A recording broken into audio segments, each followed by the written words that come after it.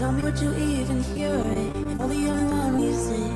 Can tell if it's make-believe or I'm in a dream. Been here 1,000 times. Had me up until the morning. Calling her without a warning. Can tell if it's make-believe or I'm in a dream. Have I lost my mind?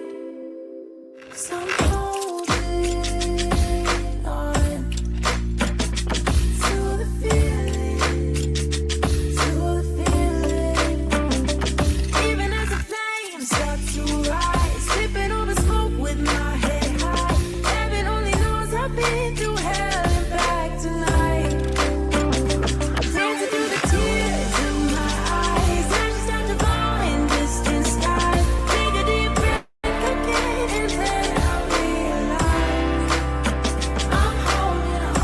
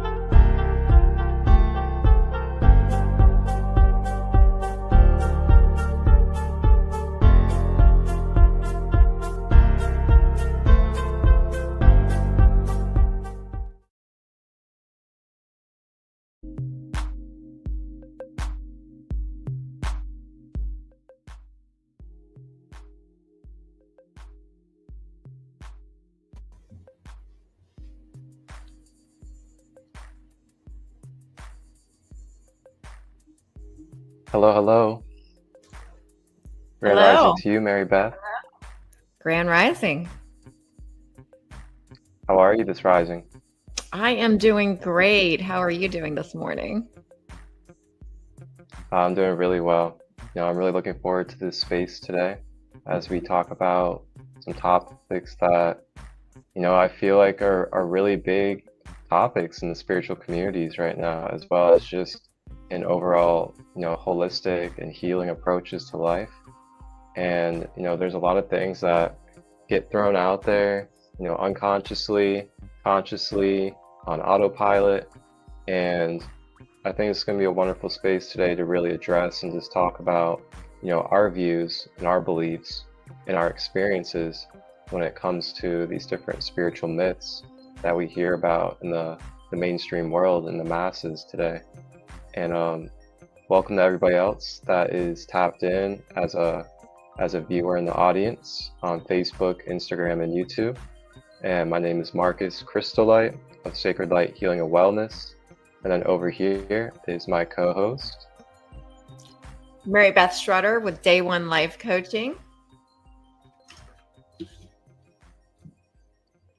and grand rising to you, Eduardo. Good to see Hi, you, Eduardo. brother. Good to see you. Eduardo is a traditional shaman from Peru. Oh, I that is in the love it. States that I've met. Yes, very good brother. And he does a lot of beautiful healings of the Peruvian tradition. Nice. Welcome. Yeah. So today we're going to be talking about spiritual myths, just as I said a moment ago. And these topics are going to be surrounding many different things, including our relationship with money, Yes, that's a our good one. relationship to healing. And then what are other topics that you're going to be touching on? So, since I teach law of attraction, and I decided to teach law of attraction because of all the myths and misconceptions, I was like, somebody's got to get out there and straighten this out. And I love teaching it. So I would like to talk a lot about law of attraction myths and misconceptions, and why it's a big part of why people think, oh, the law of attraction doesn't work. It's literally because they're not using it properly, and they think it's something that actually the way I said it is weird. it's always happening, right? We're always manifesting. We don't turn it on or off. And I think that people need to realize too, that it's because of that, because we're always manifesting, it's really great to learn how to use it deliberately instead of letting life throw us around and using it by default. So it's always being applied. So let's learn how to do it right. That's what I want to talk about. The myths. Yeah, I love that. You know, there's a lot of mainstream, a lot of misconceptions, a lot of mainstream propaganda, and a lot of other kind of capitalistic like things that go on when it comes to man and the law of attraction. For sure. But yeah, that's gonna be really great to talk about, because not only will you be talking about that, but I'll also be able to complement that with visually showing how our electromagnetic system functions as a human being and its relation to attraction and manifestation. So I really look forward to that. That's a really good point, because I think a lot of people think it's a religion or they'll think it's like not Christian, or they'll think it's evil or things like that. And it's just a universal law, like the universal law of gravity. We don't get to decide whether we're, I'm not going to apply gravity today. Today I'm going to be anti-gravity. It's nothing to do with religion, and it's actually, like you're going to talk about, I'm sure, is ancient esoteric wisdom that has been forgotten. Yeah, it wasn't called law of attraction back then, right? Back in the but that's what it's been marketed as, is law of attraction, the secret. But this is ancient wisdom that has been forgotten and even hidden from us to disempower us. So we're bringing it back, but not in a capitalistic way. Just, we want people to be empowered again.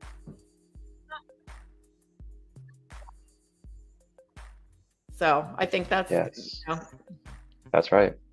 And remember, giving people the tools. Everything's energy. That's what it's based on. The fact that we are vibrational beings. That's a fact. It's actually quantum physics. It's science. But it does look magical, and it does look woo-woo to people who don't understand that we are vibrational and energetic beings. If they don't understand that we can manipulate energy and that we have control over our frequency and over our day, it can look woo-woo and magical, but it's just because people don't understand. It's who we are. We're vibrational beings. And we want to learn how to manipulate our frequency and our energy and have better outcomes in our day and attract things that we want instead of things that we don't want throughout our day. Look at that. Absolutely. Could not agree more. So yeah, with that being said, if you want to keep it flowing and get going into the conversation, feel free. Yeah, I took notes, so I didn't want to forget for certain things. First thing I think I'm going to say, though, off the top of my head, is that a lot of times when we think the law of attraction doesn't work for me, it works for other people, but not me. That's because we all have a different point of attraction. So everybody's different. And it's really based on our belief systems, our personal belief system. So that's going to be different for different people, because it's everything that we were taught from birth. All of our programming is going to be part of our personal belief system. And then also we're going to have a momentum. We're going to have a momentum on different subjects. So like, you could have a great momentum when it comes to money, like we're going to talk about later, money, attracting money, but a horrible relationship on other subjects, like let's talk about relationships actually as the other topic. You could have a really bad momentum because you had past toxic relationships and you don't have trust, and so you could be actually pushing away things based on that momentum. Momentum's another word for law of attraction. So there's our programming, our momentum on a specific subject, and then also how we feel right now. How is our current frequency?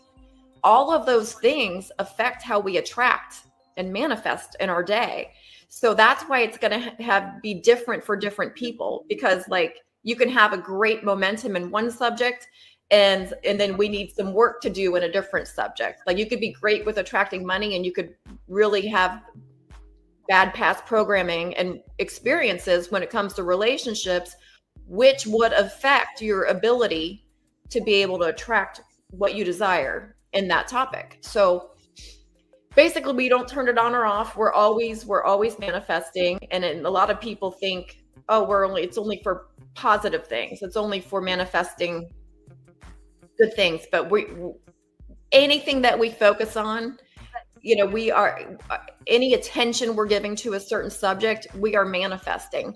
So it's just really important to be mindful of this and to really pay attention to what is my daily focus? What is my focus minute to minute? Really, it matters. So it takes action. One of the myths is that it's just like we could say positive affirmations or sit on a meditation cushion and things are just going to flow to us. But that's not how it works at all. There is no law of attraction without action. We got to actually take action. And it's also a lot about how we feel. The way that we feel is really what's putting out that vibration into the world. That's our frequency that we need to tune into. So if we could sit there and say a positive affirmation, but if we don't feel it, if we don't have that mind and heart connection, there's going to be a wobble, because we could say something, but if we don't feel it and we don't believe it, we got to believe it's got to be within our personal belief system in order to attract. It really does. So that's why you're seeing different people with different outcomes, is because we all have different personal belief systems, right? So that's a big thing. And I think another myth that I really wanted to get into is from the Essenes, the 7 mirrors. Are you familiar with that, Marcus? No, I'm not actually.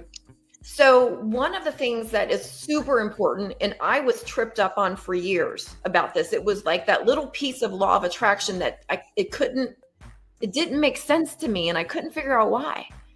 But because I used to be like, oh, well, we only attract what we are, right? But that's not true at all. We attract anything that we have an energetic spark with. So I used to have a really big energetic spark with narcissists, because I would judge them. So anything that we judge creates an energetic spark. So you want to be careful what you're judging and who you're judging, because that creates this energy, and they're going to show up. Exactly what you don't want is going to show up. If you judge something, you've got a spark, they're going to start lining up for you. So I had to go through like a judgment detox, because I kept recreating that same experience over and over again because I didn't get rid of my judgment. And so I would judge liars and I would judge cheaters. And I was like, why am I attracting this? I'm not a liar. I'm not a cheater. What the hell? And so I was attracting it because I was so judgy of it, because I had experienced it in my past. So I became real judgmental. And so I had to really go out of my way. And it's some work, you guys. There's some work on this journey. It's not like you just quit judging things overnight. Like it takes some really self-development and personal growth work before you can get to the point where you can just you will get to a point eventually where you stop judging and you have compassion actually for these people. Why do people feel the need to lie to you to get love, for instance? Like we were all born a clean slate, and things happen to people. They're the way they are for a reason. So learning how to forgive is a huge part of the journey of learning how to be a better attractor in your daily life. Forgiveness, not judging, and that's of others and of ourselves too. We really need to forgive and love ourselves, and we will become better at attracting things that come to us in our life, our frequencies. So you can think of your frequency as a radio station. Like, the most simple way to think of it is, what station are you tuned into? And you're going to attract other people and circumstances, events, and things that are also tuned into that station. So if we're tuned into a station of judging and unforgiveness and hate, we're going to attract things like that, even though we aren't hateful, but we're focused on those people. So we're still going to attract it. And we see a lot of that going around today. There's a lot of division in the world. So we really have to go out of our way to pay attention to what we're focused on. You know, I don't watch the news. Some people might say that I hear the news I need to hear, but I know a lot of that stuff is programming. It's meant to, that's why it's called a television program. It's meant to program your mind, and the scary stuff, the fear-based stuff, that sells. And that's why that's going to be featured most of the time. So I don't fill my head with that stuff, because it's going to put me on a frequency that I don't want to be on for the day. I want to attract well. So if I'm sitting there focused on hate, division, politics, fear, war, child abuse, like all day, how is, and there's nothing I can do about it. I can't control this. How is that going to how am I going to be tuned into a good frequency? I do think we should tune into things that offer us solutions. Okay. So if we're watching something informative that's solution based, I'm going to watch that one, right? Because they're giving me ways where I can help, where I can fix things. That's not the news. They're not solution based. They're just throwing out fear at you. Would you agree with that, Marcus? The fear based. Oh, yeah.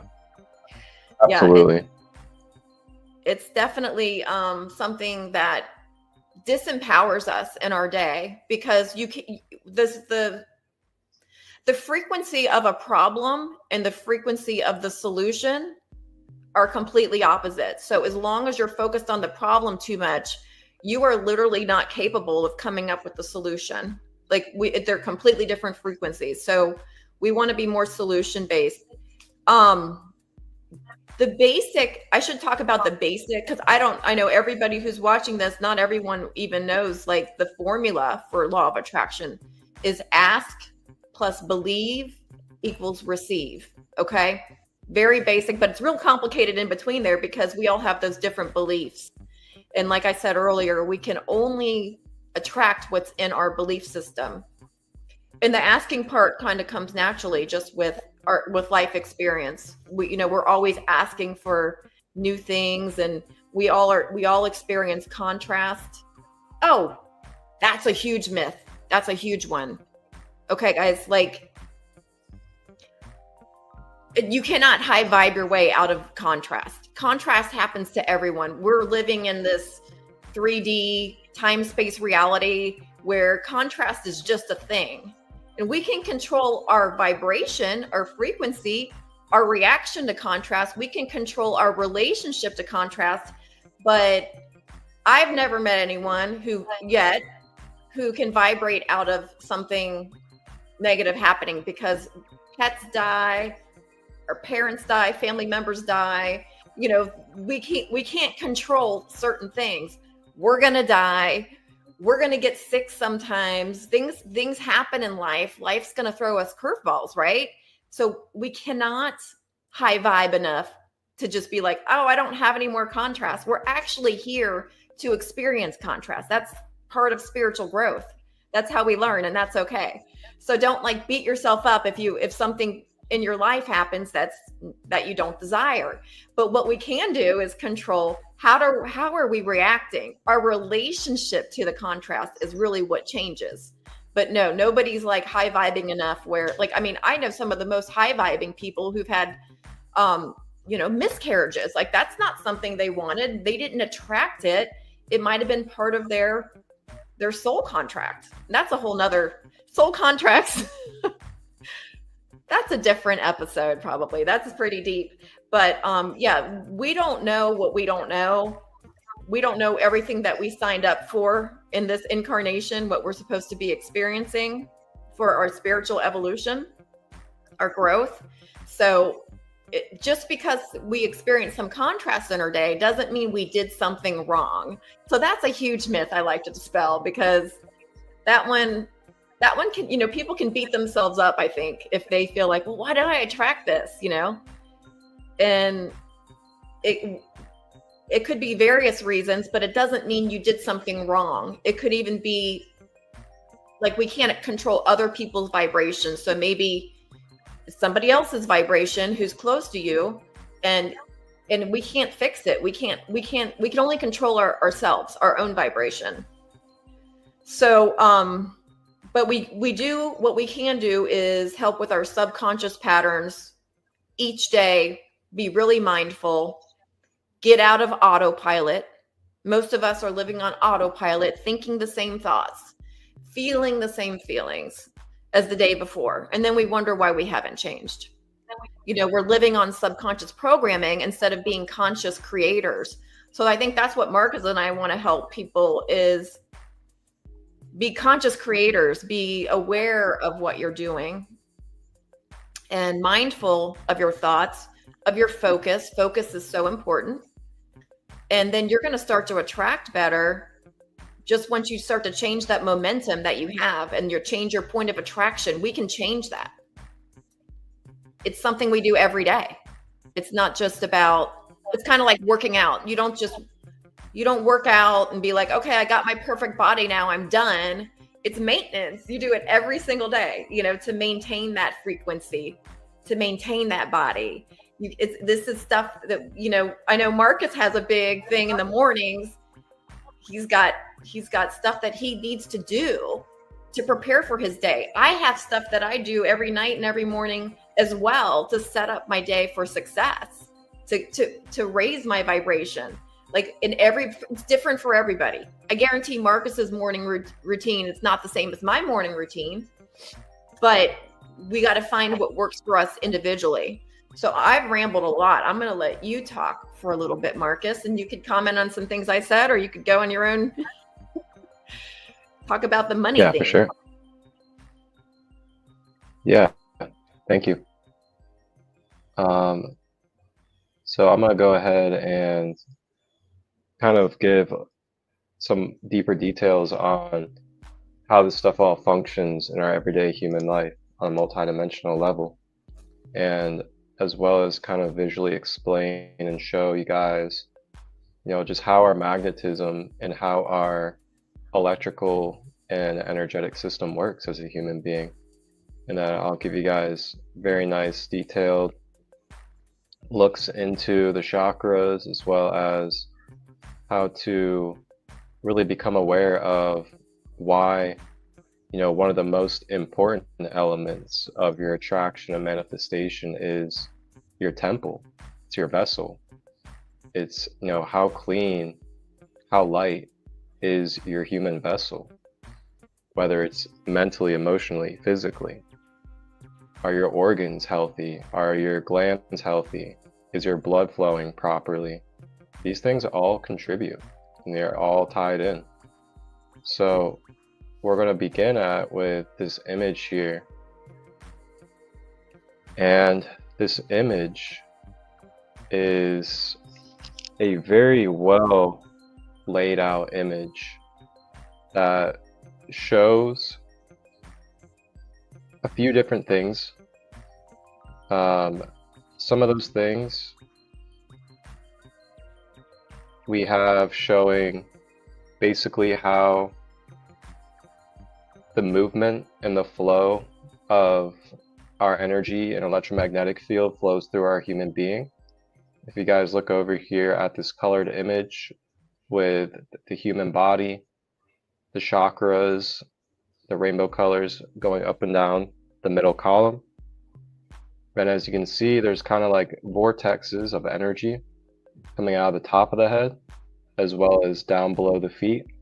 And then all around the human body, you can see that there's basically this egg shape. And this egg shape is your aura. This is your whole entire energy field. And then within that outer layer of the aura, there are many different layers, or what we call bodies, that make up our whole entire human being. So oftentimes we may think, or we may be taught to believe, that our human being is nothing but the physical body and that's it. But in actuality, and in a higher reality of what we actually are, we are multidimensional. We have a physical body, and we also have other subtle bodies as well that are all contained together that make up our human being. So the physical body is actually the most dense, the most lowest vibrational form of our human consciousness. So when we put that into perspective, and if we are programmed to only perceive and to only believe through a perspective of being just our lowest form of ourselves, or the most dense version of who we are as a human being, then we're going to put ourselves in the perspective and into the experienced reality of only being that lowest and dense form of ourselves. Therefore, we put our own self into a limited mindset, into a limited state of being, all due to our own free will of choice, consciously or unconsciously. If we're identifying only as Marcus, if we're identifying only as Mary Beth, and that is all we are and all that makes up our soul and who we are as a dimensional being of light, then we are going to limit ourselves and only experience through the lens of that illusion, that dense form of being. Now, there's different ways that you can perceive life out of your own free will. You can either perceive like that, just believing that, hey, I'm Marcus, I'm a pizza delivery driver, I live, I die, I go to heaven, I go to hell, that's it. And that's absolutely valid, it's all free will. Or you can choose to perceive in a way more so like, I am a soul, I am a spiritual being, I am part of the Creator, I am a part of creation that is experiencing a temporary experience through a human lens, through a human being, through a human avatar. And I am more than that avatar. I am the experiencer that is experiencing through the avatar. So when we shift to that type of perspective, then we're raising our own mental frequency into a perception of a higher vibration. Then we start to perceive and we start to go about life from a higher perspective due to, out of our own free will and mentalism, the law of mentalism, the first principle of the Kabbalion or the Hermetic principles for those esoterics out there. The first principle is the law of mentalism. Everything in the universe is mental. Everything in consciousness is of mental. So anything that we are experiencing is of the mental. It's of the mental vibration. This is why we're able to time travel. This is why we're able to astral project. This is why we're able to dream and then all of a sudden manifest those dreams, because we're mentally traveling to different dimensions. And then through those travels, we then mentally pick up on the information or the codes, and then we download those information and codes through our mind. And then through our mind, it filters into our emotions, which is the emotional body. and then it filters into our physical body, where we then start to sense and feel that information. Now, all this information, it's all here already. Everything is now. It's a quantum field, and we are just quantumly, energetically, through moments, connecting with time and space through different frequencies and octaves, and we're downloading it through our vessel.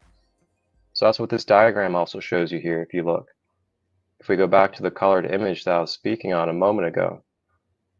So when we move through time and space here in this earth realm, we have this multidimensional being here, and we're carrying around this energy field, this toroidal electromagnetic field everywhere we go in every moment, including right now.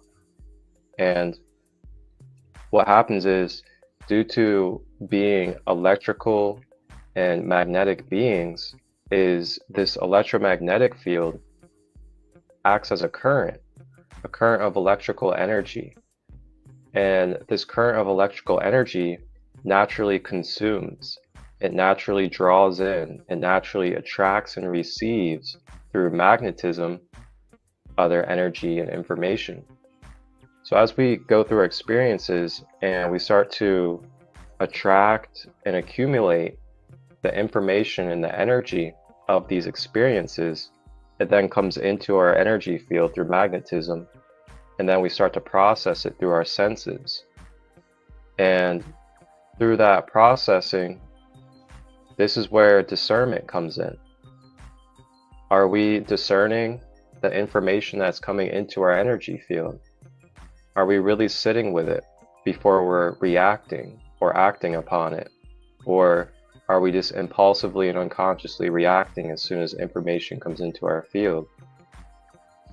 And as we accumulate the information and accumulate the energy, depending on what we do with it, it can either integrate into our being and we consciously release what doesn't serve us, or it can become accumulated. We never do anything with it. We attach to it, and then it turns into density, which then starts forming disease and illness and misalignments throughout our being due to the density causing resistance. And that resistance starts blocking up the flow of our electromagnetic currency. It starts blocking the flow of our energy centers, being able to help our kundalini, being able to help our vitality to be able to be risen and be expressed through the world. So all this stuff ties in together. And one of the biggest components that I've really been emphasizing to people is, remembering that manifestation and attraction is it's not just about the outside world. It's not just about all these things and putting things in place and doing things. It's also about your temple and how clear and how activated you have your centers and your meridians, and your consciousness and chi is able to flow through your body, because that's where your natural conscious magnetism comes from. So, a big part of all of this is your diet, the things that you're consuming, the things that you're watching, the things that you're listening to. These are all being absorbed into your magnetic field. And that information gets programmed, it gets stored in the subconscious mind.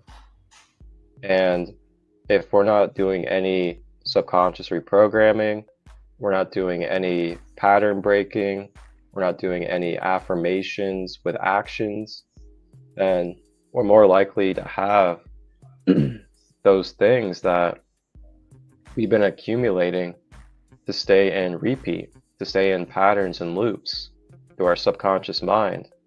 And then through the subconscious mind, it can turn into cognitive distortions. It can turn into projections of false realities, as well as a lot of other things. So I want to go ahead and move over into the next image.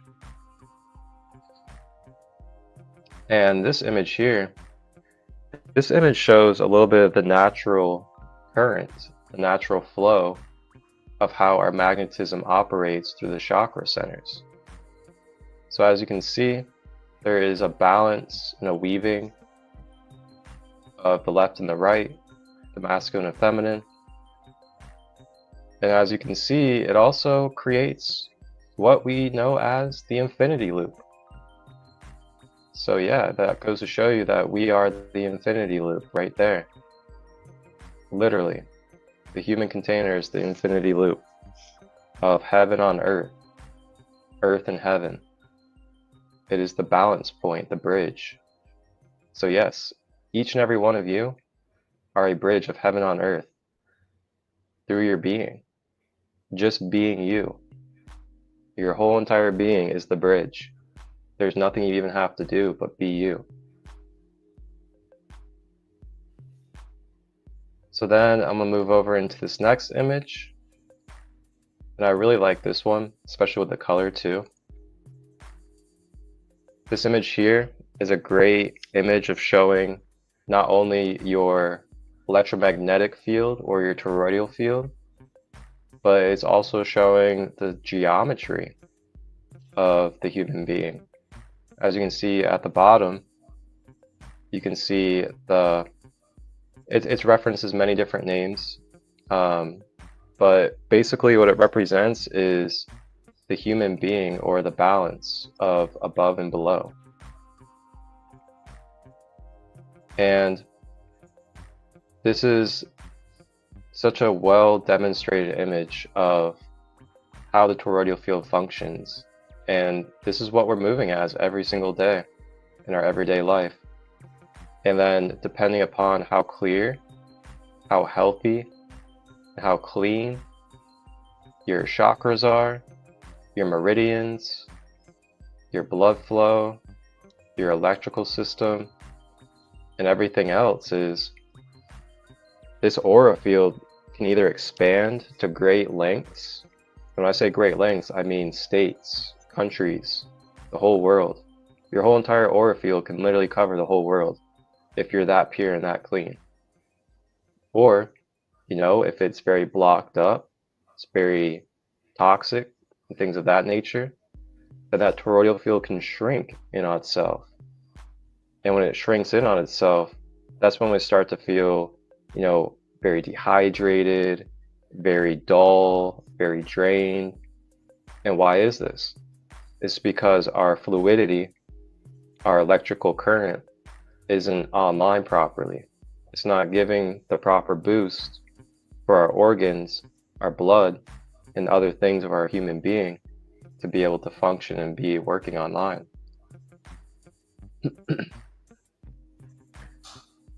So then here, I know you were talking a little bit about focusing and chords. You know, this image is a really good image here of giving examples of the type of attachment styles that we can carry in very basic and everyday life. And let me enlarge this a little bit more. There we go. Yeah, there you go. So what you can see here is a very great example of type of chords and attachments we can create with a loved one. So for example, this would be tied to the crown chakra. The example of I own you, or basically claiming dominance or claiming that you have ownership over another person or another being. That it can actually create a distortion. It can create a unhealthy attachment style because it's not the higher reality of the truth of what we're here as and what we're here to be. Nobody owns anybody. We are all sovereign beings that have our own individual unique blueprint, and we are sharing that in collaboration with each other out of our free will. Now, you can claim to own something or somebody, but then you'll just go through the experiences of what that is, which means you will have the attachment of the ups and downs, as well as the expectations, the letdowns, and all of these different things that are going to perpetuate through you due to taking on that imbalanced dualistic mindset. And then you have pay attention to me. So, taking away the other person's focus or taking away the other person's attention of, taking care of their self, prioritizing their well-being, doing the things that help them be their best version, but instead having them focus on you and making it about you only can create a very severe imbalance within a connection. And then that's another attachment style. So we can keep on going through those if we wanted to, but it's kind of pretty clear cut on how this happens. And what you tend to see is when we base life off of these type of expectations or controls, we end up setting ourselves up for, a lot of failures, a lot of struggles, a lot of pain that is just ultimately not even what we have to do when we really understand that we are free will beings as individuals that are sharing equally as two beings our energy in exchange with each other. And then of course you figure out your dynamics in your relationship personally.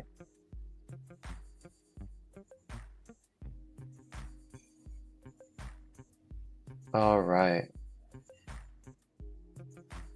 And then last thing that I was going to go ahead and show is I'm going to draw on this whiteboard an example of how our energy cords work.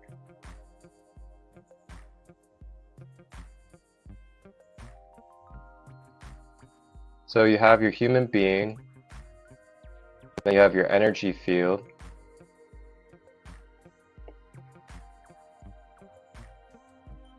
now this energy field, it's continuously rotating, it's continuously cycling.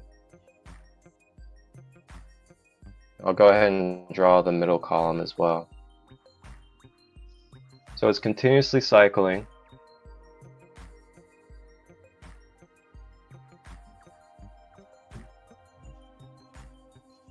And the key is we want to be able to maintain this. We want to maintain the continuous fluidity and cycling of our electromagnetic field. How do we do that? We do that by self-care, maintenance, spiritual hygiene, and other things. Now, when we start to focus our energy through our mind or mentalism, we then start to guide and direct our electromagnetic energy into the direction of that focus. So then as we create more focus towards whatever that is, we then are guiding our energy to then attach to that. This is how attachments are created. And when we create this attachment, it can be to people, places, and things, because everything has an energy field. This is about attaching energetically our energy field to another energy field. So when we create an attachment, this cord now gets created from our energy field.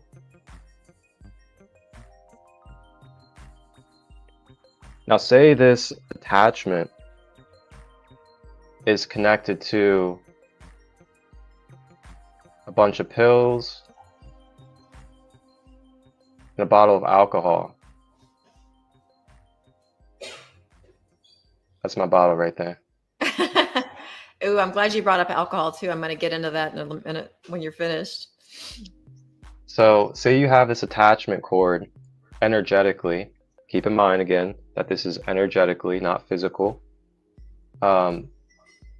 you have this energetic connection to this, you're now beginning to siphon out your own authentic energy to this outside source through this cord. Because as you remember, it's a continuous rotating in motion energy field.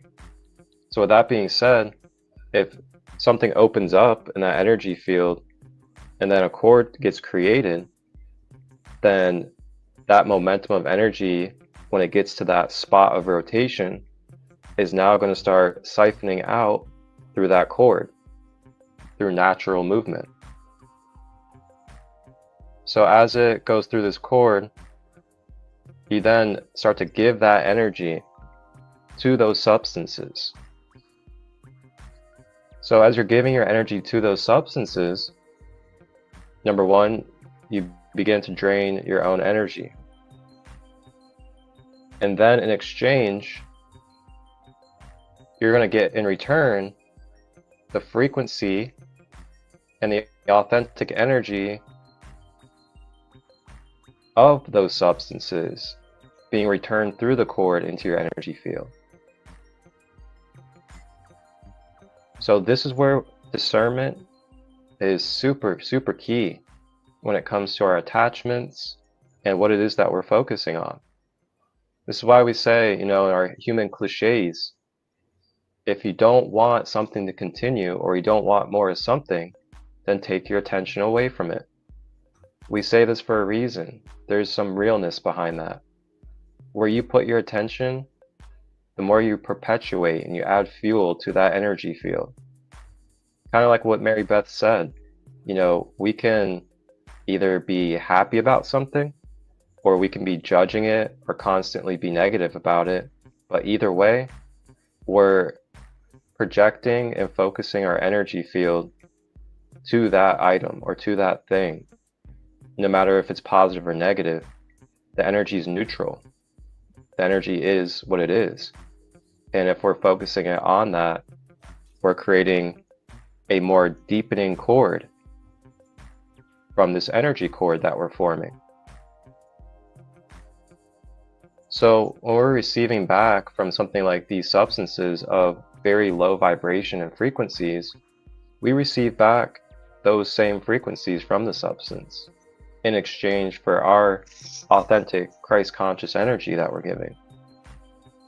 So then what can happen is you can become very polluted, your vibration lowers, you can become possessed, you can start attracting entities and other things that are of that vibration due to your embodiment and the frequency that you're now embodied in your aura.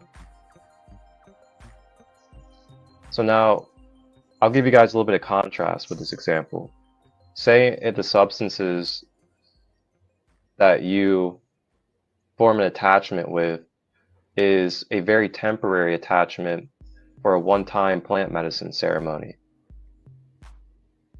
See, now that, on the other hand, you're taking in a plant medicine of a very high and pure vibration of nature while giving away your energy in exchange for the medicine properties of that. That's a whole nother ball game. Now you're going to receive in return the medicinal properties in the energy field of that spiritual medicine. But then the key is to not allow yourself to continue to have an attachment cord to that. I'm glad you said that. There's a lot of people who get addicted to plant medicine. Like I'm seeing it left and right to where it's literally being abused and they can't see it. They can't see the addiction. Yep, exactly.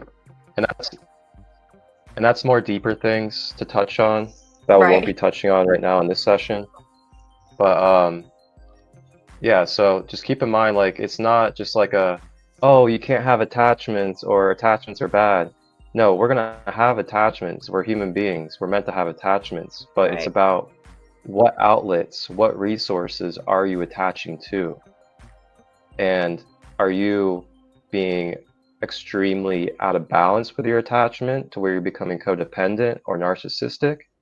Or are you just in a neutral attachment because you're just giving and receiving from a healthy place? It's a big difference. So last example I want to give here is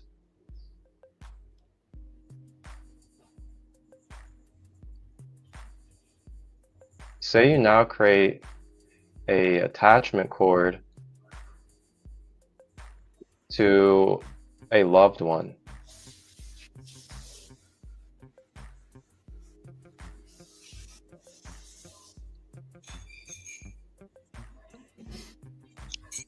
Now this can go many different ways, of course, because there's all degree of frequency.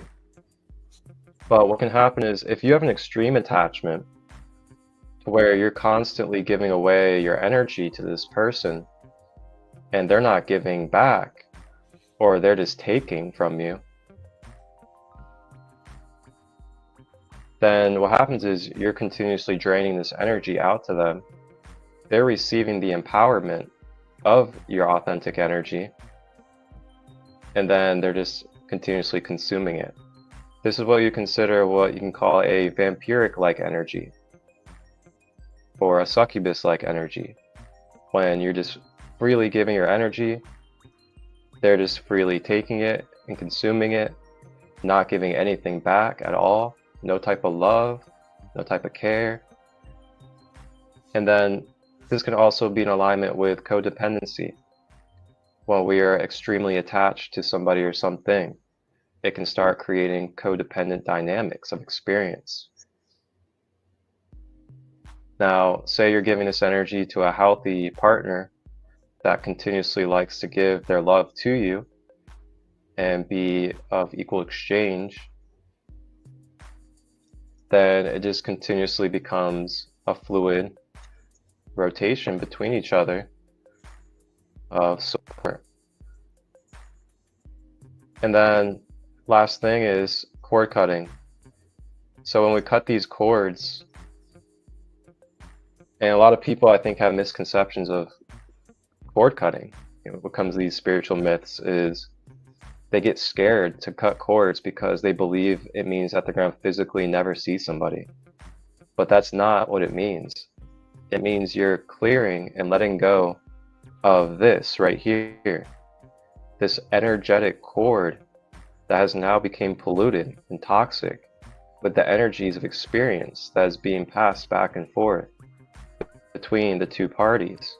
So when you cut that cord, it then releases that motion between each other to then begin to free your guys' energy fields back up, heal, and return back to balance.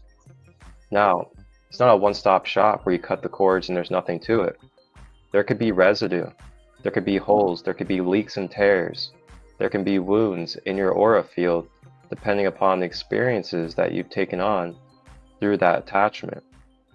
So it requires self-care and maintenance after cord clearing to make sure that you're re-solidifying and really getting your energy field flowing properly again. So yeah, I'll leave off there for now. I know that was quite a bit to cover and share, but I just wanted to give you guys visual aid and give you the real holistic details of how this operates on a very basic level for us. Right. It's not just woo woo. You're showing them this is real stuff. And I love that you brought up, the electromagnetic field, because our thoughts are electric, our feelings are magnetic. And that's where we have that mind body connection that we really, when it comes to attraction, when it comes to manifesting, like we have to, like there's going to be a wobble if you're saying one thing and feeling another. Like I said earlier, we really need to have that electromagnetic thing and, elevated feelings, with the thoughts that match. And that's when you're going to really be manifesting on fire. And I like that you brought up the alcohol, because today is my 5 years alcohol-free day. and I don't count the days. I didn't do AA, but it's my friend's birthday. My twins, they're twins, and Christy and Kelly. Hey, I actually quit on their birthday, so it's easy for me to remember, and I just count the years. I'm not in that old vibration anymore. I changed my identity completely. I am no longer a person who drinks alcohol. It's no longer an option. And I can tell you guys, the higher I raised my vibration, the more work I did, with myself, the more work I did on myself, alcohol kind of left me. I started to feel like it was giving me all of these physical issues like that it hadn't before. And, I wasn't like drinking, vodka in the morning or anything like that. It was just, I would have red wine at night. It's very socially acceptable, for people to do that. I didn't have a rock bottom. Literally, the more you raise your vibration, since like Marcus said earlier, alcohol is a lower vibrational substance, you become no longer a match. And this has happened to so many people I know. Like the addiction is going to leave you because you do not match it anymore. It will start showing up physically in your body in ways that become intolerable. My vibration was too high for it, and it was no longer a physical match. So that's something that I teach in my coaching is helping people to raise their vibrations. And these addictions just no longer are a match for you anymore when you do that. And it's tricky. What if you still have those cords connected, like Marcus was showing you? It does get tricky, but you can do it. Like I drank every day, most days, not every single day, but most days for 30 years. I would have my red wine, and that was my vice. Literally messes me up physically for at least 48 hours. 48 hours, that's, yeah, for sure. And then what do we do sometimes? Okay, well, I don't feel good, so hair of the dog that bit me. There's a lot, then you have more to take care of the hangover or whatever. You have some morning beer. People do that without even thinking twice about it. Or you go to brunch, you have your mimosas. Thanks, Sarah. Hello. And yeah, definitely it's one of those things. Sarah, I got to ask you, Sarah, are you still not drinking?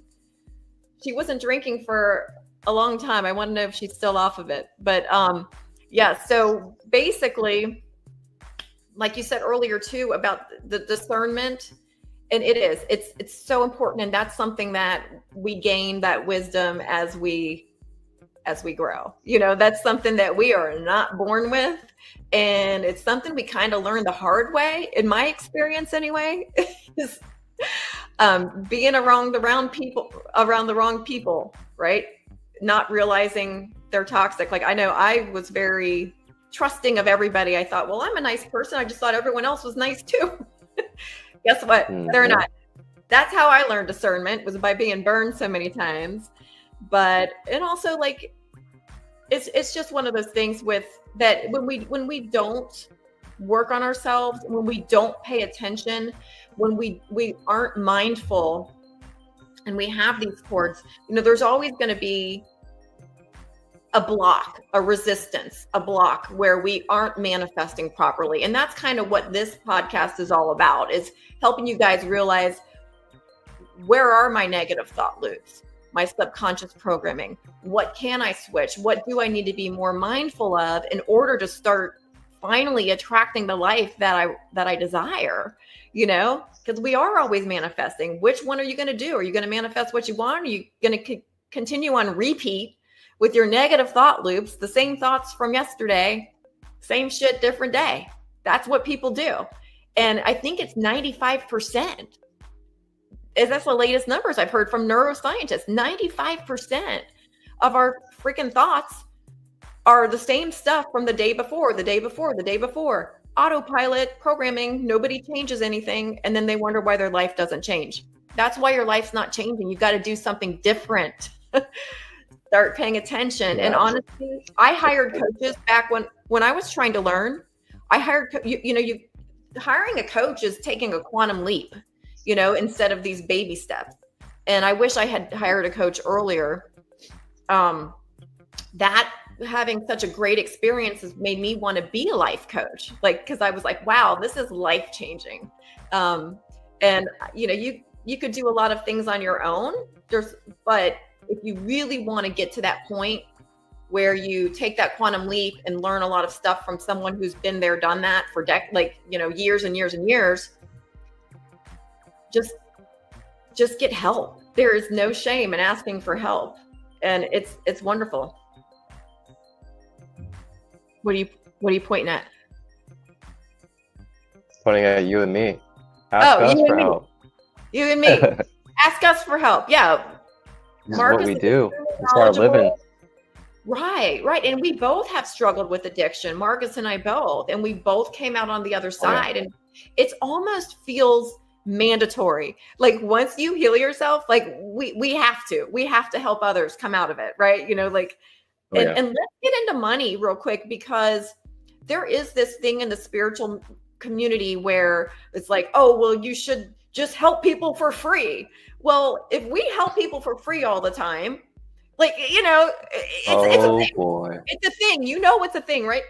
And the thing is, why is it okay? I'm from the corporate world. My background's corporate. And why is it okay for me to get paid pushing paperwork around and doing all that crappy corporate stuff that I was doing before? Why is that okay? But it's not okay for us to get paid to help people. Like money is an energy. We are exchanging our time for money, and so that we could help more people. Because if I'm sitting at an office all day to pay my bills, I can't help anybody. I'm stuck in an office in a cubicle. I'm not going back to cubicle world. I want to help as many people as I can. And that requires me be able to have the time, which time and money exchange is okay. And we are meant to be abundant. Yeshua said it. We are meant to be abundant. We are not meant to be, you know, we can really help people more when we have the ability, that gives us the time. And that's really what abundance is to me, is time and freedom. You know, that's how I define abundance, is having that freedom where I can do what I want and need to do, which for me is serving others. But I can't do that if I don't charge for it. So I'll let you take it on. I mean, people gotta think like, okay, so if somebody is wanting, or you want somebody to be able to provide more spaces, provide more opportunities, and be able to create different ways and different opportunities for you to be able to access, you know, healing in a specific way, as in like a retreat or an event or a space that requires that host to take money out of their own pocket and set up, you know, getting you food for when you're there, paying for the venue, paying for facilitators, paying for musicians, paying for workshops, paying for all these different things. And I mean, quite frankly, if you believe that that person is just supposed to give it all to you for free, then that's a freeloader mentality. And you may need to take a look at yourself. Mm-hmm. And I'd say that out of nothing but love. You may really have to take a look at yourself. Are you freeloading off of communities?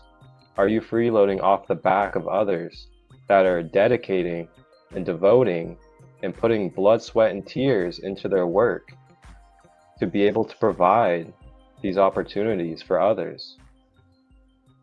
And just think about that, you know, in a very neutral and graceful way with yourself. Yeah. And know that it's not about this or that. You know, everything has a place in this creation. We're meant to experience everything. And money, I'm sorry for you guys to say it. You know, I'm not sorry at the same time, but we're in a money matrix system. And it's designed and made to be that way for a reason. We all created this earth together to be this way in our experience. And the more that we accept what is and continue to build focused on solutions and expansion and growth, then we're not going to sit here and hold on to that and attach to it so much, because we're just going to continue to grow with it. We're going to find harmony with it because we realize that it's part of our consciousness, it's part of the experience, and it brings value to this third dimensional reality that we're in. There's third dimensional things that we are a part of when we're in a 3D body, in a 3D life. And I think it's become very difficult for a lot of higher minded, starseed-like individuals, because they're not exactly too used to a third dimensional living, so to say, third dimensional body. And I can see where that can maybe be a little, I guess, confusing in a way for those that may not be grounded into their physical human life. And you know, it's really interesting to see the judgment that will come from it.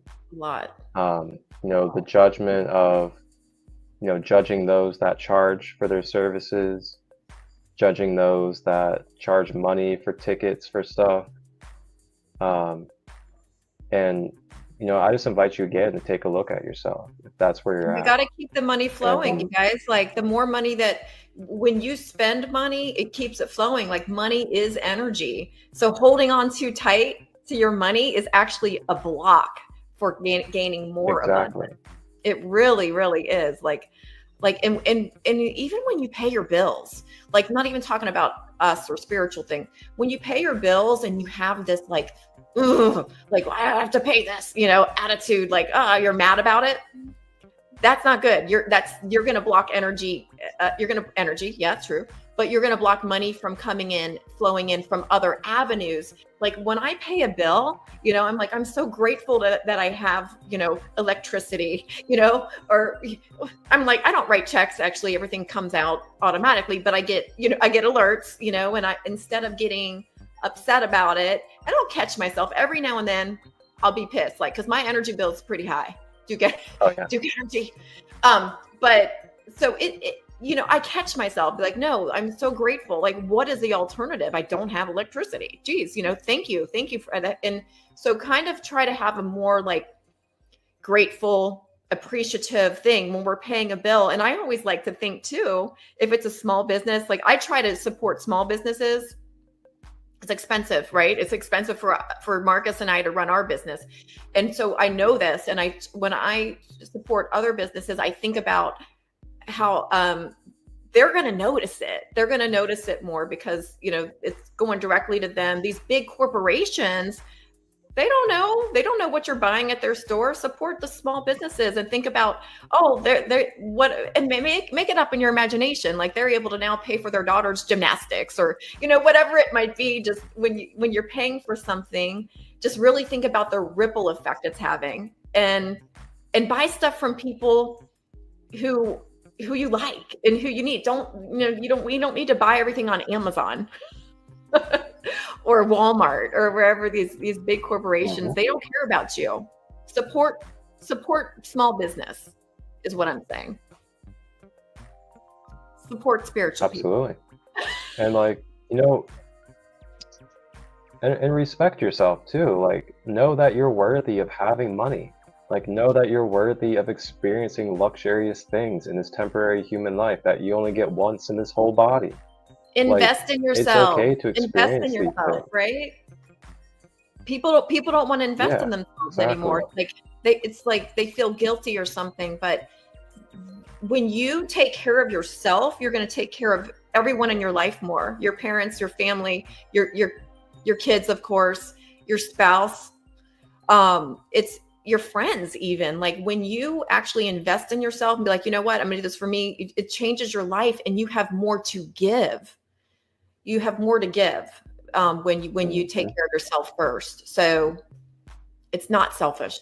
That's another spiritual myth. It is not, self-care is not selfish. It is the number one thing you need to do so that you're better at helping others at the end of the day. That's my number one thing. I'm not going to be a great mom to my son if I don't take care of myself first. So that's what I do. He's second. Really. That's right. He gets a better mom that way. And and just keep in mind too that just be wary of what you're separating. As in, be wary of separating these things from you. Like money. Like, try not to see money as some separate foreign thing from you. As in, if you remember and if you know, and you're someone that lives by everything being connected, everything being of God, or everything being of source, then how is it that money can be bad for you? If it's an extension of our consciousness and is connected to the all. It's just a tool. Like, think of it like that. Like, money is a tool that we use, that we've all made a decision, an agreement to use in exchange, to exchange things. And, you know, it's, money can be used for evil things for sure, but in and of itself, it's not evil. It's neutral. And we decide, you know, like I could donate my money to a charity, or I could spend it to, you know, hey, pay Strip someone club. to kill somebody. I could pay someone to, would you say strip club? I could pay someone to kill somebody for me. You know, like, I wouldn't obviously not do that, but it could happen. Yeah. Like, money can be used, but it's your intention behind it. What are you using it for? Money itself can be used for beautiful things. And anything, if you think of it as evil, that's a horrible limiting belief that's only going to block money from flowing to you. So you got to get that out of your head. Yep. Money is not bad. Money is good. It's good to spend. The more you spend, I mean, you know, don't spend beyond your means. Don't be like, oh, well, Mary Beth said yeah, Mary Beth said I should just spend more money and it'll come flowing in. We remember, we need to take action too, not sit on a meditation cushion all day waiting for money to flow in. That is not how it works. We got to take action. So yeah, but to keep things flowing, the more we hold on to something, that's another law of attraction thing. The more we try to hold on something to something, the more we push it away. Just think about it with relationships. I'm sure y'all have had somebody, you know, chasing you a little too hard, and then you feel like, suffocate, you know, they're trying to hold on to you too hard, and it gets controlling. And what do you want to do? You just want to get away from them. You know, it's the same thing. Like, the more you hold on to something, it's trying to get away from you, including money. So let it flow, let it go, release it, and let go of the limiting beliefs that it's not going to come back to you, because it will. It will. It's hard to believe that before you have evidence. You know, I get it, but try it. Yeah, exactly. And, you know, believe it or not, out there for you guys, like, you know, if we're in a state where we're demonizing money, we're judging people that are making money, we're trying to put people in boxes about spiritual or not spiritual because of money, then you gotta keep in mind that that's coming from a place of scarcity. It's coming from a place of lack, because we're not seeing the wholeness of it. We're not seeing the connection of it all. We're not seeing that it has its own place, that it has a perfect place for people in their lives and in their lives, and just allowing it to be what it is. So gotta keep in mind, like, are you coming from a poverty mindset? Are you coming from a scarce mindset, or a fear mindset surrounding money? Or and that's why you're judging it. Hater. Like, if you're a hater, you are going to push money away from you. If you look at somebody with money and what they have, and I have a trick for you, but you want to look at them with admiration and respect. That is how you're going to, like, you're, wow, you know, like, I really admire that they were able to create that abundance for themselves. And a little law of attraction. I've done a video on this before, but when I see somebody who has, like, major abundance, I don't hate them at all. I just say, that's for me. That's for me. that's for me. And I admire it. I respect it. I love it. And that's going to put you in that same frequency. What did they do to get there? Yeah, you want to find out. They weren't haters. I guarantee they weren't haters. You can't attract. Keep in mind too, like, and keep in mind too, like, if you're someone that, and I've been in this boat too, especially in the last couple of years with moving into independency, is you know, if you're in the boat where you are, you know, struggling, you're working paycheck to paycheck, 9 to 5, and you want to be someone that's just of service and you want to live your spiritual life and everything like that, but then you're just continuing to neglect charging people for your services and stuff like that. But your goal and your whole vision and intention is to not work that 9 to 5 anymore, so you can be of service full time for the collective. But your actions are not aligning with that due to you staying where you're at and demonizing your growth, demonizing your expansion. If you're tired of working a 9 to 5 and you're not taking the opportunity when the universe gives you the opportunity to use your services as your financial revenue, then what good are you really doing in taking the steps towards that goal by staying in the same position that you're in and just making it a hamster wheel, basically? You got to keep in mind, like, in order to get somewhere else, or in order to get where you want to go, you have to let go of what is not getting you there. You got to let go of what got you to where you are now, but is not going to get you to that next level. And that may require taking more action in charging for your services so that you do not have to work a 9 to 5 anymore. And then you can take yourself out of that perpetual cycle of bitching and moaning and complaining. Oh, the system this, my job this, I'm so tired of a 9 to 5, but I'm not out here charging for my services because I'm just freely giving it away and not actually investing towards my goal and vision. So just really think about these things that we may not think outside of ourselves about in our daily life.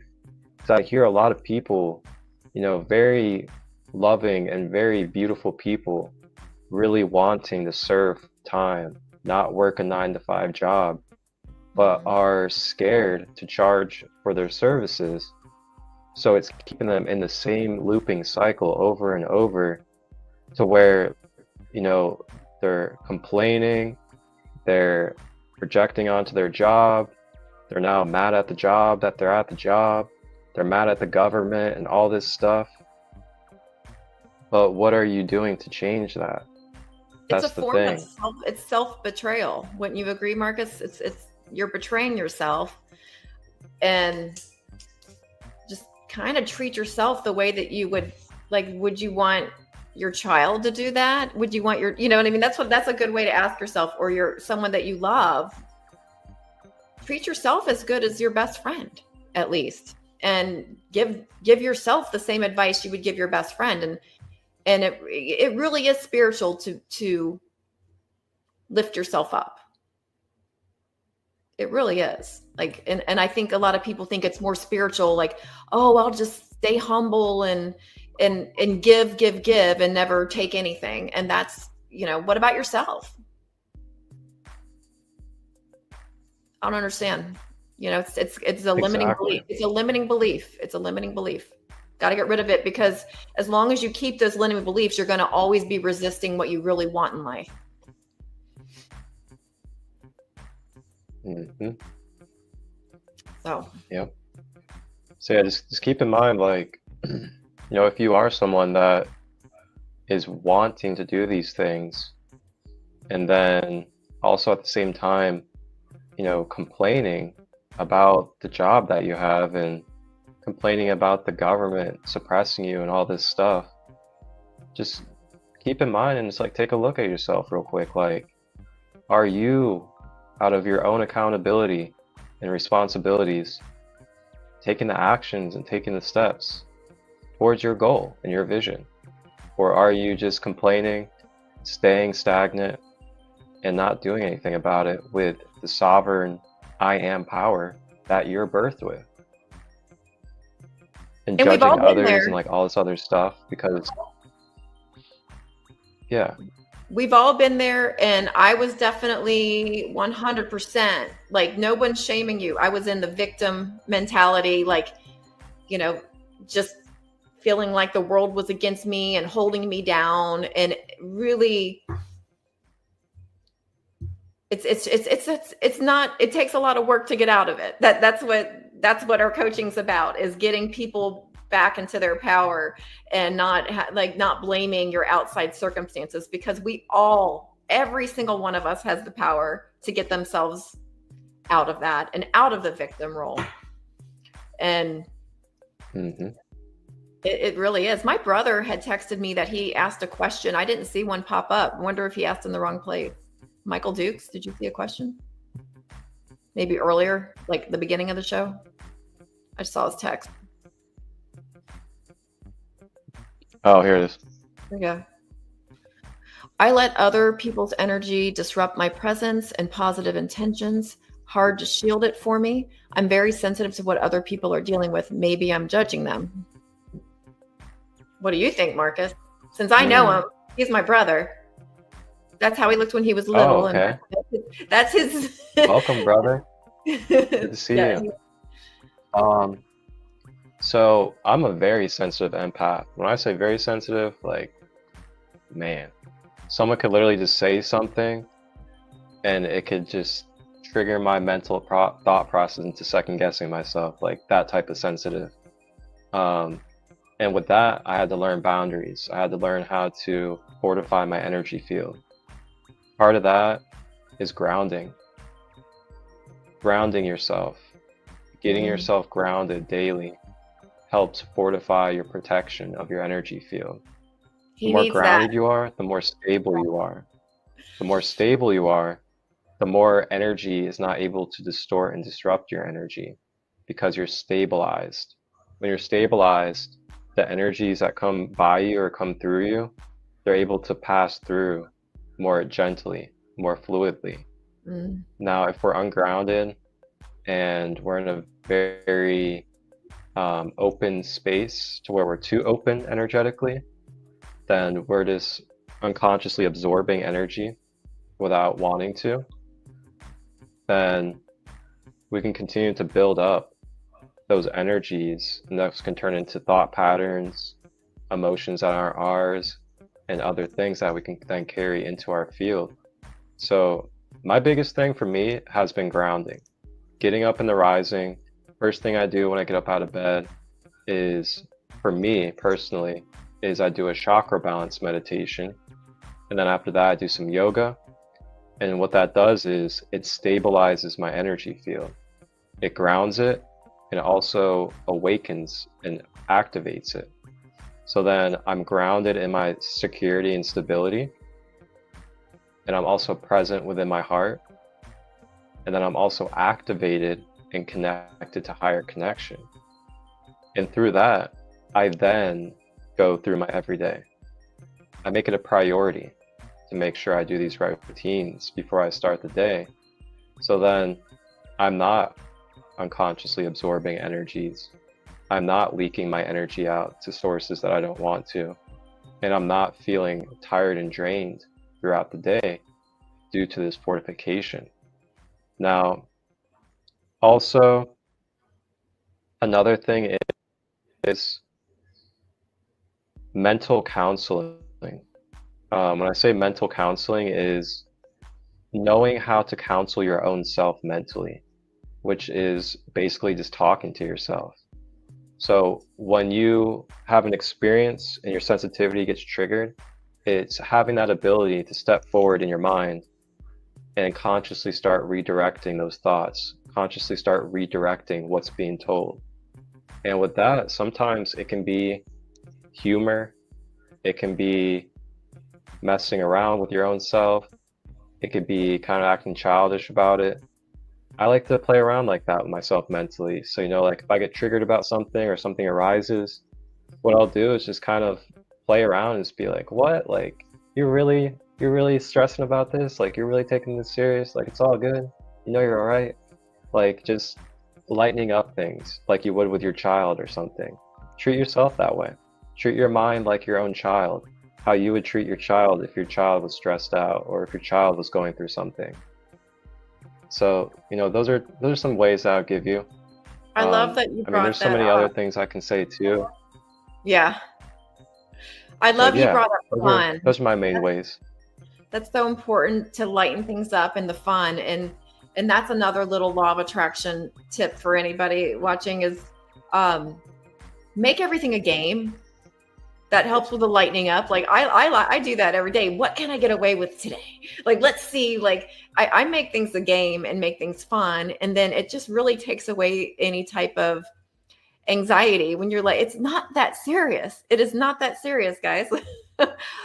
Life in general, like it really, let's make it a game and start your morning out every morning, every rising. Like, what can I get away with today? What kind of fun can I get into? And it really lightens your whole energy, which is so important because that fun energy will attract more fun. And that's what we want. We all want that. So put it out there. So too. Let me I have one more thing too to share for your brother. And the last thing I wanted to share that just came up for your brother was so when you go through an experience and then it triggers you or brings into that sensitivity, try to find outlets where you can start focusing on those outlets. So when I say that, I mean it's like something's bothering you, try to start doing something that you're passionate about. Try to start doing something that you love to do.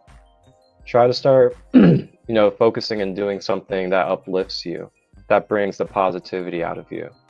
And then allow that to kind of be like your alchemy and your transmutation, to where instead of dwelling and focusing on that thing that is lowering us, let's just go ahead and start doing something that's going to get us in action, start building positive momentum, and start giving our attention to something good for ourselves. Whether it's something that we love to do, something we're passionate about, something that uplifts us, somebody that brings us positivity, just redirecting that focus. You can then take that energy and then transmute it into whatever it is that you're putting your energy into. Working out even, stuff like that. Working out. And for me, doing something to help someone else would always pull me out of it. Serving others in some way, getting out of your own head. Yeah, because I definitely, and like I said, he's my brother, so he comes by it honestly. We had a full Italian mom, and it was kind of like worrying and anxiety meant you care. And that's how we were brought up, right? And so it's been a lifelong journey trying to get to the point where, that not overthinking and the negative thinking and the worry, that's not a good thing. I call worry negative prayer. Like it's attracting it. Like I'm praying for something, so just stay in the moment. Don't think about the past. It's already happened. We can't change it. And we worry about the future. I mean, all we have is now. That's where all of our power is. We know that. Yep. Wow. I don't know about you, but I think this sounds like a pretty good place to kind of leave off for this episode at an hour and a half. Yeah, we really, that went by fast. Yeah, we were flowing. I'm about to go meet my brother for brunch. So I will make sure that he gets to listen to your answer, because I think he was on earlier, and that was a really great response. Oh, sweet. Thank you. Yeah, I You're appreciate the welcome. questions. Thank you to all of you guys that have asked questions, shared your views and experiences on Facebook, Instagram, and YouTube. And thank you guys for being here and supporting. If you haven't subscribed yet, subscribe to the YouTube channel, Sacred Light Healing and Wellness. And then Mary Beth actually has a YouTube channel as well, Day One Life Coaching, I believe. Is that It's correct? called the Spiritual Transformation Podcast with Mary Beth. Oh, okay. Cool. Yeah. Yeah, we'll definitely link that in. And then you guys can follow us on any of these platforms as well, Facebook, Instagram. Reach out to us with questions, or if you guys want to book services, we both offer our own things that help you guys with being able to self-empower. And yeah, we'll be back soon with you guys. Bye. Any final words for you, Mary Beth? You got anything coming up or anything God. you want people to know about? Well, I do have some open spots for one-on-one coaching right now. So if anyone would like to, I do a free discovery call. So if you want to do a free discovery call, that's just about 15 minutes and over Zoom.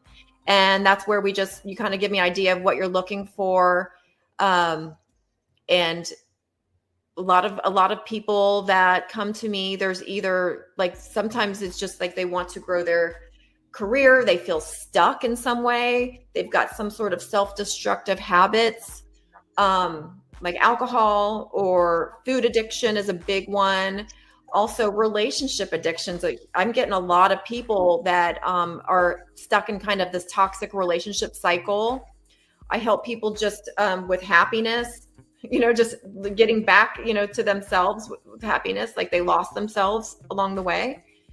Marriage, divorce, all the things. Optimal fitness is another big one that I help people with. So, I'm a spiritual life coach, so it's going to be more spiritual. So if you're not into the spiritual stuff, I'm probably not the right match for you. But if you're into like law of attraction and holistic healing, which means mind, body, and spirit all together, we get to the root cause of the problem, and we find your solutions.